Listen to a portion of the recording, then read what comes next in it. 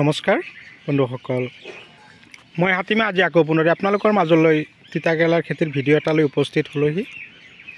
কথা হ'ল ভিডিঅ'টো স্কিপ নকৰিব, আৰম্ভণিৰ পৰা শেষলৈকে নিশ্চয় চাব। আজিৰ ভিডিঅ'টোৰ ব্যতিক্ৰমী ধৰণৰ হ'ব।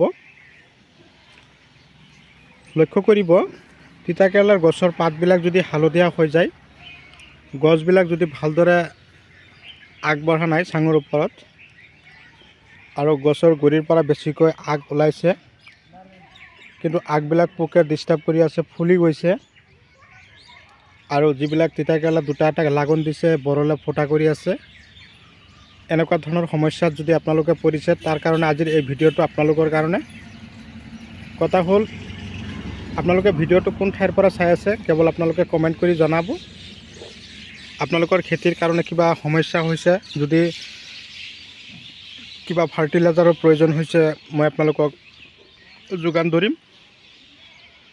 যদি কিবা প্ৰয়োজনৰ প্ৰব্লেম পাইছে, আপোনালোকৰ তাত বিচাৰি পোৱা নাই, তেনেহ'লে মই আপোনালোকক যোগান ধৰিবৰ কাৰণে প্ৰস্তুতি ল'ম।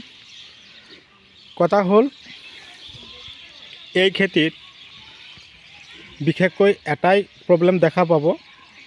মোটামুটি ফেব্ৰুৱাৰী মাহ চলি আছে, এই ফেব্ৰুৱাৰী মাহৰ পৰাই কিন্তু গছৰ ফলন লাগে, তাৰমানে আগতীয়া কৰা।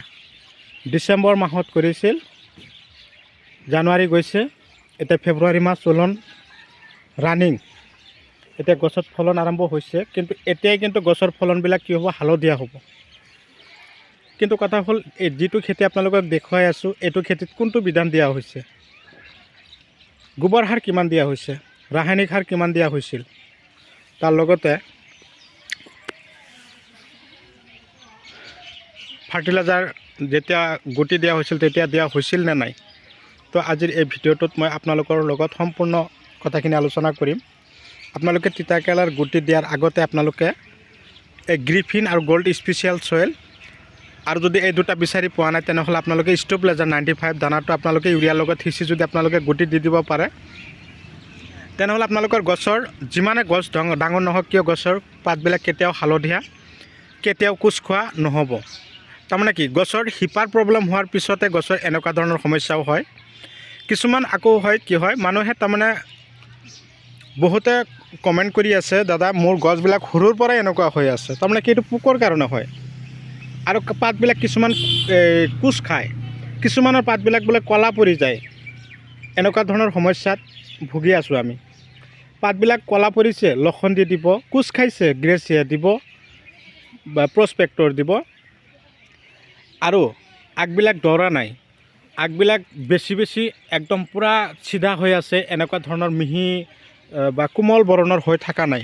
এনেকুৱা ধৰণৰ কোমল বৰণৰ যদি হৈ থকা নাই, তেনেহ'লে আপোনালোকে কি কৰিব, ন-ট-বু মনত ৰাখিব, আপোনালোকে মনত ৰাখিব দাদা বাইদেউসকল, ন-ট-বু স্প্ৰে কৰিব, তেনেহ'লে আপোনালোকৰ গছত আৰু কোনো ধৰণৰ সমস্যা নাথাকিব।